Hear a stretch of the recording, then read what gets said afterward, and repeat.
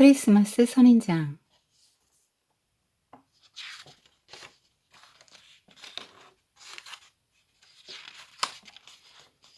나는 선인장입니다. 하지만 선인장이 내 이름은 아닙니다. 강아지가 고양이가 이름이 아니듯 나는 이름 없는 선인장입니다. 어쩌면 나는 선인장이 아닌지도 모릅니다. 다른 선인장은 저마다 예쁜 꽃을 피웁니다. 그런데 나는 아직 꽃을 피워보지 못했습니다. 봄이 왔습니다. 온실 속 다른 친구들은 하나 둘 꽃을 피우기 시작합니다. 하지만 나는 한 번도 꽃을 피워본 적이 없습니다. 이곳에서 나는 외톨이입니다. 화려하지 않아도 좋습니다. 눈에 띄지 않을 만큼 작아도 좋습니다. 나도 꽃을 피우고 싶습니다. 다른 꽃처럼 나비와 얘기하고 싶습니다. 넌 왜 꽃이 없니? 나도 꽃을 피울지도 몰라. 너도 꽃을 피운다고? 이렇게 뭉툭한 이파리에서 어떻게 꽃을 피워? 핀다고 피울 거야. 절로 가. 에이. 나비는 다시는 나에게 날아오지 않았습니다. 다른 꽃들은 나를 보고 수근거렸습니다. 아무도 나에게 말을 걸지 않았습니다. 꽃을 피운 친구들은 하나 둘 어딘가로 떠나갔습니다. 사람들이 안고 가기도 하고 트럭에 실려가기도 했습니다. 그렇게 봄이 지나고 여름이 가고 가을이 지나갔습니다. 그리고 겨울이 왔습니다. 이제 나비도 찾아오는 사람도 없습니다. 내 몸도 점점 얼어갑니다. 꽃이 피고 나비가 날던 봄이 생각납니다. 싸우지 말고 잘 지낼걸. 상처 주지도 말걸. 그러자 뜨거운 것이 몸속에서 치밀어 오릅니다. 울컥 솟아납니다. 마침내 나도 꽃을 피웠습니다. 하지만 내 둘레엔 아무도 없습니다. 내 꽃을 보아줄 친구도 나비도 아무도 없습니다. 내 몸은 점점 더 얼어갔습니다. 아빠, 여기 눈 속에 꽃이 피었어요. 정말이네. 아저씨, 이 꽃 파는 거예요? 그럼 올해 마지막 꽃이야. 크리스마스쯤에 꽃이 핀다고 해서 꽃 이름이 크리스마스 선인장이란다. 내게도 이름이 있다는 것을 알았습니다. 크리스마스, 크리스마스, 크리스마스 선인장. 자꾸자꾸 불러보고 싶은 이름입니다. 선인장 개처럼 생겼다 그래서 개발 선인장이고요. 또 크리스마스에 핀다 그래서 크리스마스 선인장이라고 하는 선인장 이야기인데요. 선인장 이야기가 아니죠. 사람 이야기입니다. 식물에서 우리가 인생사를 배우죠.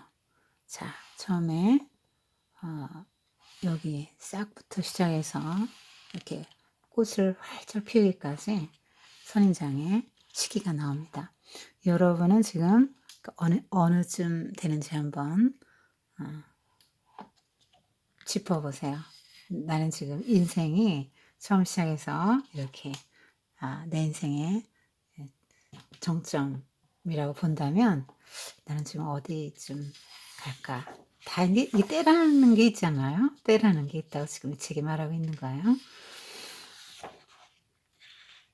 그래서 지금 이렇게 어린 선인장은 이거를 지금 나는 왜 여기가 안 됐을까 생각하면 안 되는 거죠. 자기 때에 충실하면 되는 것입니다. 성경에서도 잠언 전도서에 보면은 처나 범사에 때가 있다. 그 모든 목적이 이룰 때가 있다. 이렇게 말씀합니다. 날 때가 있고 죽을 때가 있고 심을 때가 있고 뭐 추수할 때가 있죠. 울 때도 있고 웃을 때도 있고 슬플 때가 있으면 춤을 추고 싶으면 안 기쁠 때도 있는 거 아니겠어요? 자, 만사에 때가 있다. 그런데 이렇게 꽃이 피기까지는 굉장히 많은 시간도 필요하고요. 인내가 좀 필요하겠죠. 자, 이 선인장의 문제는 뭡니까? 내가 이름이 없다는 거예요. 이름은 누구에게나 있거든요. 자기가 지금 모르는 것 뿐이에요. 원래 하나님이 우리 그 사람들에게 언어를 주셨잖아요. 그러니까 그 언어는 뭐 하는 데 쓰냐면 이 모든 것들을 하나님과 교통하는 데 일단 쓰고요. 그 다음 모든 것들을 다스리는 데 쓰라고 하나님이 이제 그 언어를 주셨고 그 언어로 사람이 맨 처음 한 것이 아담이 이름 져주는 거였죠. 그러니까 우리 사람은 식물이나 동물이나 뭐 자기가 발명한 뭐 어떤 거라든가 심지어 길에다가도 이름 붙이잖아요. 모든 것에 이름 붙인 능력이 있고 또 사실 모든 것에 이름이 있는데 본인이 지금 모르는 거예요. 그러니까 얘는 지금 어떤 상태냐면 내가 누구인가 하는 정체성을 지금 명확히 자기가 모르고 있는 거예요. 이제 보통 우리 사람들이 경험하게 되는 게 이제 내가 선인장인가? 선인장 아닌가? 난 왜 꽃을 못 피지? 쟤네들은 다 피는데 난 또 왜 이렇게 생겼지? 난 선인장 아닌가? 이렇게 정체성이 좀 흔들릴 때도 있는 거죠. 이런 게 왜냐하면 남들과 이제 비교해서 오는 건데요. 지금 이 선인장은 끊임없이 다른 선인장들과 자기를 이렇게 비교하고 있어요. 내 친구들은 다 이렇게 예쁜 꽃을 피우는데 자기는 못 피우니까 얼마나 열등감이 있겠어요. 굉장한 어떤 열등감을 가지고 있어요. 이 선인장의 문제는 열등감이에요. 자기가 누군지도 지금 모르고 있고요. 남들과 자기를 비교하고 있다는 것이 이제 이 선인장의 가장 큰 문제입니다. 지금 이제 나비들이 날아왔는데요. 나비들이 하는 역할은 보통 수분하잖아요. 그래서 지금 이런 때는 어느 때쯤 되냐면 청년기쯤 된 거죠. 청년기쯤 돼서 다른 친구들은 다 이성교제를 하는데 나는 왜 나만 남자친구가 없지? 이제 이렇게 생각하는 거죠. 마침내 이제 친구 하나가 날아왔는데 얘가 꽃이었고 그렇게 그다지 외모가 예쁘지가 않으니까 좀 마음에 상처를 주는 말을 했네요. 너는 왜 꽃이 없냐? 자기도 지금 꽃이 없는 게 굉장히 지금 콤플렉스인데 그걸 딱 건드렸네요. 그러니까 발끈해요. 발끈해서 이제 관계에 손상이 와요. 그러니까 굉장히 이렇게 좀 까칠하게 반응을 보이는 이유는 본인 안에 열등감이 있기 때문에 자기가 자기를 보는 눈이 건강하지 않아서 그런 거죠. 그래서 관계가 이렇게 깨지는 거예요. 주변에 이렇게 좀 까칠한 사람들은 뭔가 그 내면에 자기와 자기 자신, 자아의 그 관계가 이렇게 좀, 편안하지가 않은 거죠. 자기가 자기를 보는 눈이 열등감 같은 게 있어서 이렇게 나올 수 있습니다. 지금 비닐하우스 안에 들어있는데 비닐까지 이렇게 찢어졌네요. 얘가 화를 내서 찢어졌는지 어쨌든 이렇게 해서 굉장히 외로운 시기를 겪게 됩니다. 나비마저 하나 날았던 나비마저 날아가고 굉장히 외롭고 힘든 시기를 거쳐요. 다른 친구들은 다 팔려가네요. 근데 이 꽃이 있잖아요. 꽃이 봄에 피는 게 따로 있죠. 지금 이 선인장은 크리스마스 때 피잖아요. 자기가 언제 이제 꽃을 피우고 자기가 어떤 존재인지를 몰라서 지금 이러는 거거든요. 근데 식물은 어쨌든 다 그 꽃이 피는 시기가 달라요. 일단 꽃이 피려면 개화 호르몬인 플로리젠이 나와야 된대요. 그리고 뭐 낮이 길 때 피는 꽃이 있고 뭐 낮이 짧을 때 피는 꽃도 있고 뭐 낮에 길에 상관없이 피는 꽃도 있고 또 뭐 아주 굉장히 추운 겨울이 되어야 뭐 튤립, 백합 뭐 이런 것들 아주 추운 겨울이 지나야 꽃을 피는 거죠. 그게 인제 춘화라고 하는데요. 그 고난의 시기를 겪고 나서 이제 꽃들이 되는 것들이 있는 거죠. 근데 여름이 가고 가을이 가고 이게 굉장히 긴 시간이죠, 식물에게는. 우리 사람에게 그 1 년은 뭐 그렇게 길다고 느껴지지 않겠지만 이 식물에게 1 년은 굉장히 긴 거죠. 그러니까 긴 시간 동안 외롭고 힘들었다. 이런 시기가 있었다라고 말하는 거예요. 근데 이런 시기가 인제 이런 시기에서 사람이 인제 후회하게 되는 거죠. '싸우지 말고 잘 지낼걸. 상처 주지 말걸. 내가 왜 그랬을까?' 우리 사람이 인제 지난 날을 돌이켜 볼 때 혹은 특별히 또 얼마 후에 죽는다 뭐 이렇게 죽음을 앞두고 있을 때 후회를 하는 게 '내가 돈을 좀 더 많이 벌걸. 내가 좀 더 남들에게 인정받는 삶을 살걸.' 뭐 이런 것을 후회하는 게 아니라 '내가 왜 그때 그런 말을 했을까? 내가 왜 그렇게 더 사랑하지 못했을까? 내가 왜 더 베풀지 못하게 욕심을 부렸을까?' 이제 이런 것들을 후회한다고 그래요. 이 선인장의 인생에서 후회는 인간관계에서 사람들에게 상처를 준 거야. 다른 사람들에게 상처를 준 것이 이 선인장의 그 후회입니다. 근데 때가 되니까 이렇게 꽃을 피우게 되는데요. 굉장히 아름답죠? 근데 아무도 자기를 봐주는 사람은 없는 게 또 슬퍼요. 아 앞에 나오는 어떤 꽃보다도 정말 예쁜 것 같아요. 근데 봐주는 사람이 없다. 그것도 고통이었는데 어린아이가 이제 꽃을 발견해서 보니까 사갔네요. 이렇게 이제 드디어 자기의 원하는 게 이루어졌네요. 음 누구에게나 외롭고 힘든 시간이 있을 수 있죠. 아 그런데 자기만의 꽃을 피울 때도 이렇게 있는 것입니다. 굉장히 아름답죠. 음 그래서 이 책을 보면서 음 '만사에 때가 있다.' 그런 생각을 좀 다시 한번 해 봤고요.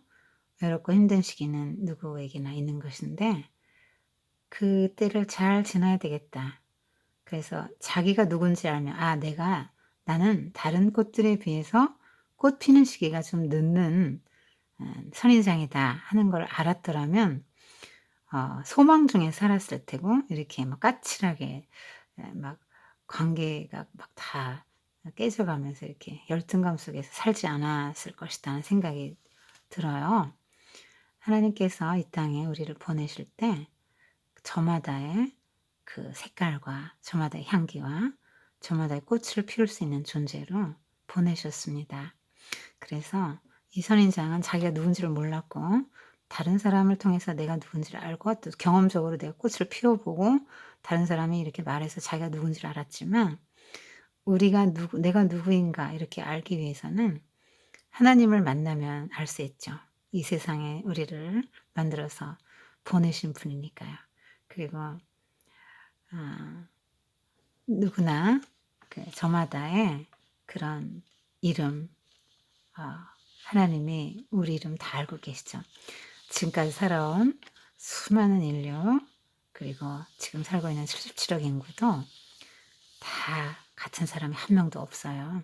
지문도 다 다르잖아요. 그 이야기는 뭐냐면 하나님 앞에 우리는 굉장히 고유한 아이디를 갖고 있다는 거예요. 그래서 다른 사람은 아무도 몰라줘도 하나님은 알아주세요. 그리고 우리 일생은 이렇게 아름답게 자기의 사명을 감당하는 것이에요. 이것은 선인장 이야기가 아니지만 선인장으로 본다고 치면요. 이렇게 예쁜 꽃을 피워서 사람들에게 굉장히 많은 위로를 주잖아요. 게다가 이렇게 어려운 시기를 겪고 핀 꽃이니까요. 더 참 의미가 있죠. 저 선인장도 이런 어려운 시기를 겪고 이렇게 꽃을 피워내는데 하면서 사람이 선인장을 보고 굉장히 좀 위로를 받을 수 있잖아요, 이 작은 선인장을 보고. 그래서 그냥 '나는 왜 이렇게 이럴까.' 하고 좀 비교할 필요도 없고요. 다른 사람 보고 또 너무 또 열등감 가질 필요도 없는 게 그냥 자기만의 고유한 어떤 걸 하나님이 주셨기 때문에 그냥 나답게 살면 되는 거거든요. 그리고 좀 하나님 앞에 내가 어떤 존재인지 하나님한테 물어봐야죠. 물어보고 그 내가 어떤 존재인지 그걸 좀 하나님 앞에서 찾아가면서 살면 좋을 것 같아요. 그 김춘수의 꽃이라는 시 읽어주고 마칠게요. 굉장히 무의미한 존재였는데 이름을 불러줘서 그 존재의 어떤 본질과 의미를 찾는 그런 시입니다. 김춘수 꽃. 내가 그 이름을 불러주기 전에는 그는 다만 하나의 몸짓에 지나지 않았다. 내가 그 이름을 불러주었을 때 그는 나에게로 와서 꽃이 되었다. 내가 그 이름을 불러준 것처럼 나의 빛깔과 향기 알맞은 누가 나의 이름을 불러다오 그에게로 와서 그의 꽃이 되고 싶다. 우리들은 모두 무엇이 되고 싶다. 너는 나에게, 나는 너에게 잊혀지지 않는 하나의 눈짓이 되고 싶다.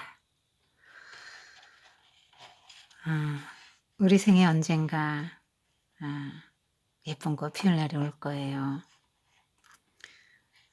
그때를 소망하면서 하나님 앞에 나는 어떤 존재로 하나님 이 땅에 왔습니까?